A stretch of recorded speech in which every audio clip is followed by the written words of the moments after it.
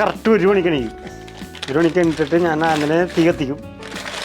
അത് കഴിഞ്ഞിട്ട് 1 മണിക്കൂർ കത്തിച്ചാൽ ആ കലത്തിലെ വെള്ളം തിളക്കോളൂ. ഒരു 15 ലേരി വെക്കണം എല്ലാ ദിവസവും.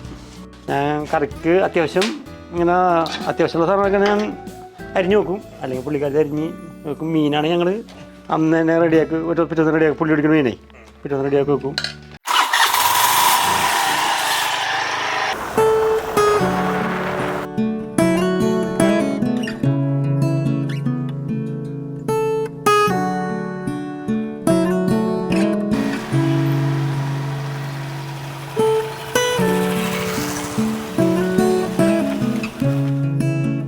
ഉച്ചയായാൽ വിശക്കുന്ന വയറുകൾക്ക് ആശ്വാസമായി ജോൺസൺ ചേട്ടൻ എത്തും.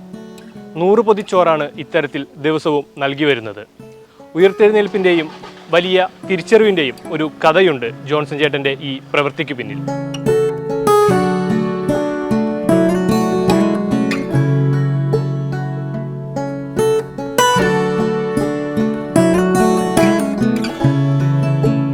ഇത് നമ്മുടെ ഗോസ് ജംഗ്ഷൻ, പിന്നെ വളപ്പ് ബസ് സ്റ്റോപ്പ്, പിന്നെ മാലിപ്പുറം വിളങ്ങ ബസ് സ്റ്റോപ്പ്, നമ്മുടെ പെരുമ്പള്ളി ഞാറക്ക ആശുപത്രി, പിന്നെ ഞാറക്ക പള്ളി ഉണ്ട് അവിടെ.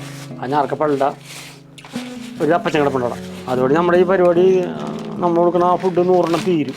അപ്പച്ചൻ കൊടുക്കുന്ന തീരും പരിപാടി.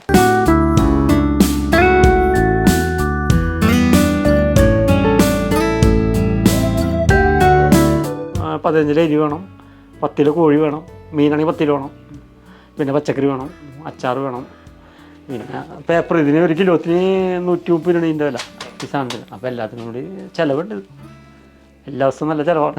പക്ഷെ നമ്മളത് കുഴപ്പമില്ല. പക്ഷെ നമ്മുടെ ഈ നല്ല മനുഷ്യർ വൈപ്പിങ്ങരുള്ള കാരണം നമ്മൾ കാണുമ്പോൾ നമ്മളല്ലേ നമ്മളിപ്പോൾ അത് ചോദിക്കണ്ട, അവരെന്നെ കാണുമ്പോൾ തന്നെയാണ്. അത് അവർക്കിടെ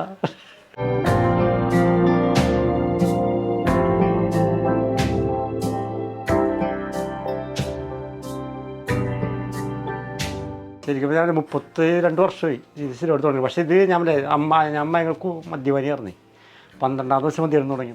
ചാരായ കള്ള് എന്തൊക്കെ കഴിക്കാൻ പറ്റുന്നത് കഴിച്ച്. അപ്പോൾ ഞാൻ അതോടെ ഞാൻ ഹാർട്ട് രോഗിയായി. പെട്ടെന്ന് തന്നെ ഹാർട്ടിന് കംപ്ലൈൻ്റ് ആയി. ആകെ രോഗിയായി.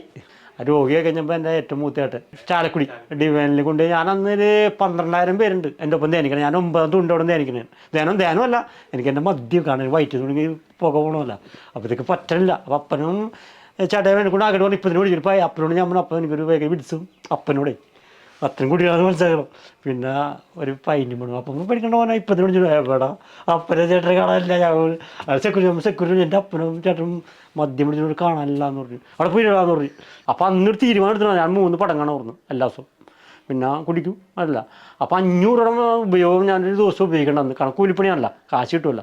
അപ്പോൾ 500 രൂപ ഉപയോഗിക്കുന്നതുകൊണ്ട് ഞാൻ 500 അവിടെ വെച്ച് പറഞ്ഞ് ഇത് സൂപ്പിട്ടാൽ 500 ഞാൻ പാവപ്പെട്ടിന് കൊടുത്തിരിക്കും. എല്ലാ ദിവസവും അധ്വാനിച്ച് ഞാൻ എല്ലാ ദിവസവും പാവപ്പെട്ടിന് കൊടുത്തിരിക്കുന്നു.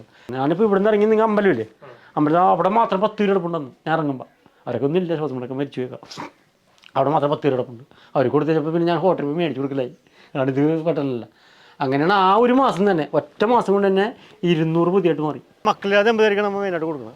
പിന്നെ ആരില്ലാതെ ഒറ്റപ്പെട്ട ആൾക്കാർക്ക്, മക്കളില്ലാതെ ഭാര്യമാർ മരിച്ച ആൾക്കാർ, ഒറ്റപ്പെട്ട ആൾക്കാർക്കാണ് മെയിനായിട്ട് ഇത് പ്രതീക്ഷിച്ച് കൊടുക്കുന്നത്. അന്വേഷിച്ച് കണ്ടെത്തി അവർക്കാണ് കൊടുക്കുന്നത്.